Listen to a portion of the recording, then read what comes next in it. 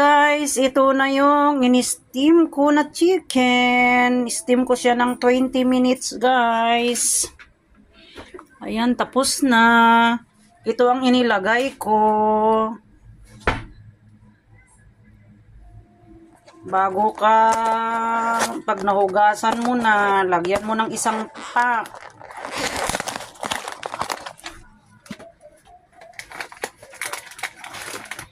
Isang ganito, isang pack ito. Yan ang ilagay ninyo pag mag-steam kayo ng chicken.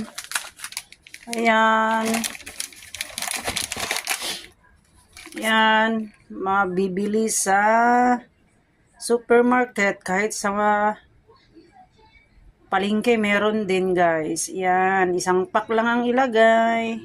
Steam natin ng 20 minutes. Ayan. Kung gusto nyong masarap,